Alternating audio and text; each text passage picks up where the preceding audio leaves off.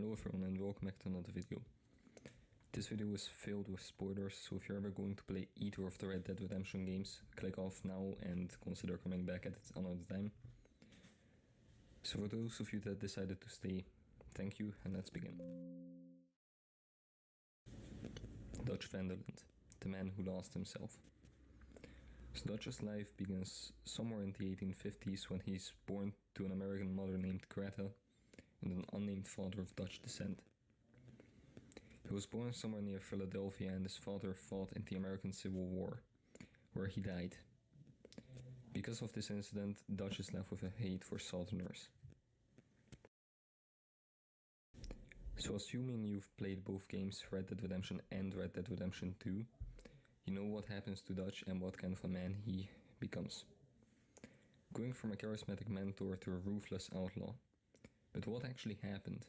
Did Dutch change, or did he just become more of the man he really is? Early life. So there isn't much known about Dutch's early life. It is said that he was a disobedient child and rarely got along with his mother. This caused him to run away at the age of 15 in search for a more free lifestyle. His mother would die in 1881 and get buried in Blackwater.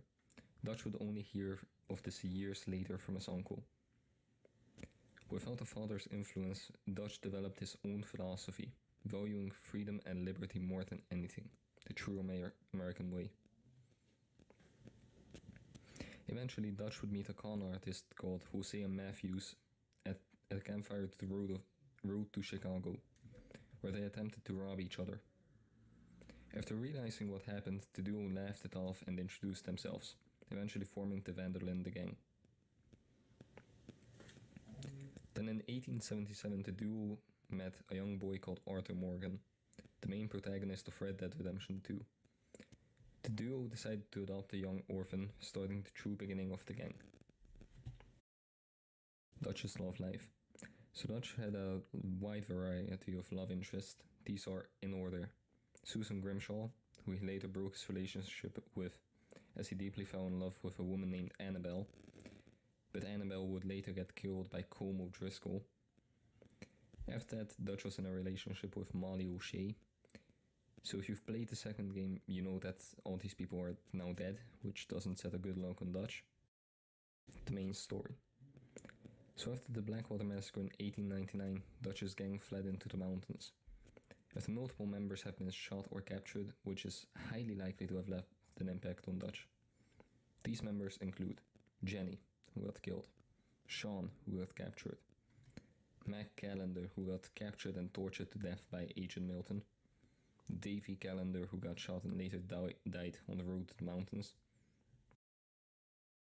Dutch also shot a young mother in what is described as in a bad way by Javier.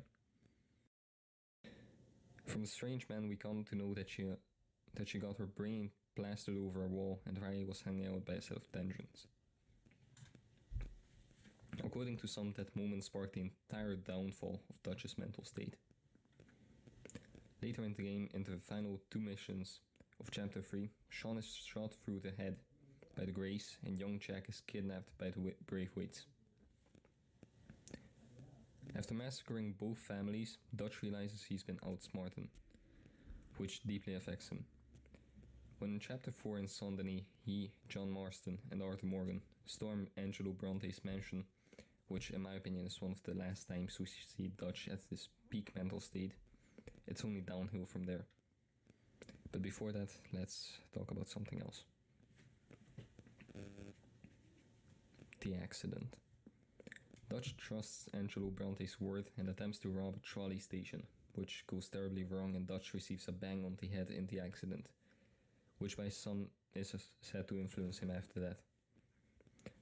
After barely escaping with their lives, Dutch makes another bad call, deciding to attack Bronte's mansion and kidnap him, taking him away on a boat, where Dutch gives a speech about how no one is coming to save him, and later drowns Bronte and feeds him to an alligator, showing his rapid mental decline. Despite all of that happening, Dutch decides to rob the Saint Denis bank, leading to the capture of John Marston and costing the lives of Hosea Matthews, his best friend, who is shot by Agent Milton as a means to show what is awaiting the rest of the gang, and the young Lenny Summers, who is gunned down by Pinkertons. It's a massacre. Most of the gang escapes to Guarma, where I won't talk about everything, but Dutch kills an old woman who pulled a knife on him. Despite it being self-defense, it's still morally questionable. After the gang returns to the rest, they quickly have to move to Beaver Hollow after another attack by Agent Milton and the Pinkerton Detective Agency. At Beaver Hollow, Molly O'Shea, the former lover of Dutch, quickly reveals that she has been informing the Pinkertons and likely was the reason for Jose and Lenny's deaths, and the capture of John. Before Dutch can even process it, Susan Grimshaw shoots her and orders to burn her body. At this point, Dutch has completely lost his ways, not caring about anyone except himself and, to an extent, Micah Bell, a hot-headed outlaw that saved Dutch's lives. Arthur at this point is suffering heavily from tuberculosis and is slowly dying. Dutch doesn't ask about it once. Later, Arthur breaks John out of jail, despite Dutch not ordering him to do so, which leads to an outburst of Dutch, telling him that he had a goddamn plan. Dutch is suspecting that Arthur and John are betraying him and selling him out to the law. He's completely lost it at this point, acting paranoid and often having outbursts at different members of the camp. Eventually, some members decide to leave the gang, saving themselves. Dutch calls these people cowards and traitors, but in reality he's the one betraying them. In the final part of the game, Agent Milton reveals to Arthur that Micah Bell has been informing them since his return from Gorma. Then Abigail shoots Milton, and if you're high on her, you say goodbye to them before returning to Beaver Hollow. The ride back is an emotional one, filled with memories. When you arrive, you see Micah Bell yelling at Miss Grimshaw to hurry, since you ain't got long. But you just got plenty of time, Micah. After fighting off the Pinkertons, you and John escape. I only covered the high honor, help John and low honor go back for the money endings, but each of the 4 endings are basically the same. So if you go with John, you help him get away, then stay behind to fight off the Pinkertons before being ambushed by Micah, and after a long fight, you're crawling for your gun. Then, Dutch stabs on your hand. Your own father, the man who raised you, betrayed you in the end. You tell him that you gave him all you had, and Dutch is speechless. He realizes his own failure and decides to not go with Micah. But if you choose the low honor, go back for the money ending, you battle against the Pinkertons until finding the money and going away. I chose this ending because this is where you show your flaw. You chose money over friendship and revenge over peace. You're not a good man. So after a long fight with Micah, Dutch arrives and tells you to stop this. Arthur tells Dutch that he should kill Micah, not Molly, not Miss Grimshaw, not even Colm. Dutch looks over at Micah with hate and spite filling his face, realizing that he's been outsmarted by Micah. He turns and leaves. Then Micah stabs you in the back, truly like a traitor.